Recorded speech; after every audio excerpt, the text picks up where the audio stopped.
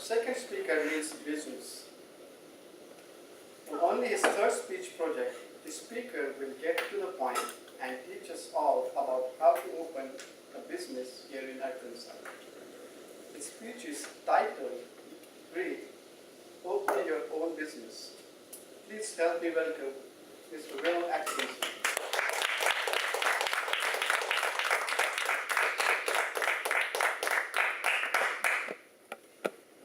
Okay, so raise your hand if you own your own business. Yeah, me either. Okay, you're not allowed to say anything if I say something wrong, because I'm about to teach you all how to open your own business. Now, if you think about starting your own business, certain terms might make you feel a little frustrated or confused. Things like limited liability corporation, employer identification number, business permits, yada yada. Then there's some other terms like downward dog, sun salutation, child's pose, that you're like, man, I feel relaxed when I hear those terms, right?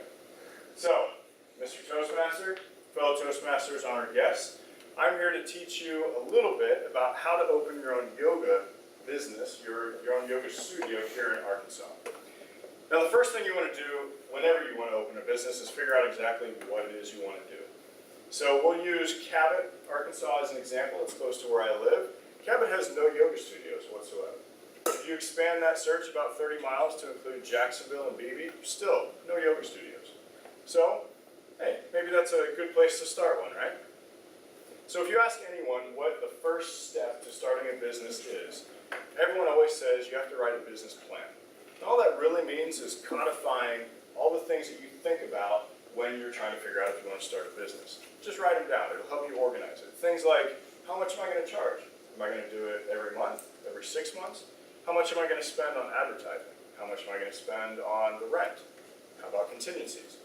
All you do is you write all that stuff down, and it helps you organize your thoughts and put together a plan and a vision for how you want your business to work.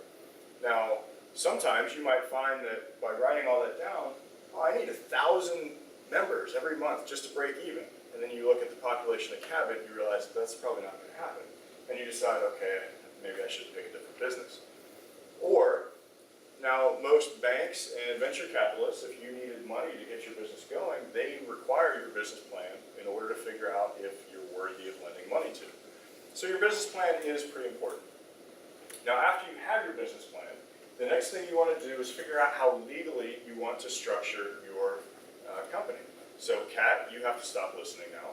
But the most prevalent way that people legally structure their company is just a sole proprietorship. And all that is fancy terms that mean basically a freelancer, a contractor, an independent contractor, a consultant, things like that. You are the business. And that's actually really easy to do because the IRS doesn't need any forms from you. You don't have to pay anyone. You just are the business. And come April 15th, you self-report how much money you made to the IRS, which is nice because you can say, oh, I didn't make that. Don't do that. Don't do that. But you are the business. The problem with that, though, is say Granny gets a bruised hip in your yoga class and she wants to sue the business. Well, she's suing you because you are the business. So the next most prevalent way that people do this is what's called a limited liability corporation, or LLC. It basically creates a separate entity for the business that protects you from being sued. You, your company can still be sued, your company can go bankrupt, but your personal assets are protected. And since you know Granny's going to bruise a hip because that's just your luck, you decide, we're going to do an LLC, okay? Now once you have this legal entity set up, now you need to figure out a way to pay all your employees, right? So you need what's called an employer identification number, or EIN. You get that from the IRS. And it's just a tracking number for the IRS to track how you're paying people so they know how much tax they're going to collect come April 15th. So you've got a business plan, you've got an LLC set up, which, by the way, LLC is like one piece of paper and 45 bucks. It's really pretty easy. You get that from the Arkansas Secretary of State website. You have your EIN, which is free form on the IRS website. The next thing you're going to want to do is you're going to want a business permit. Now, in order to get a permit, you have to have a place to do business, right?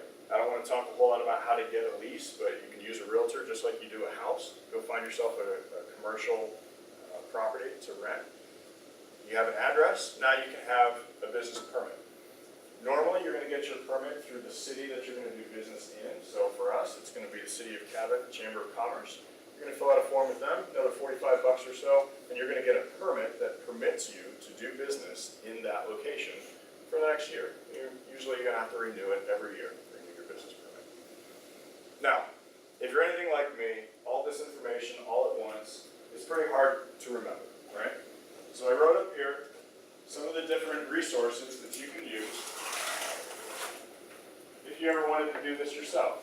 SOS is the Secretary of State. That's where you're going to be getting the LLC information, the IRS for your EIN number.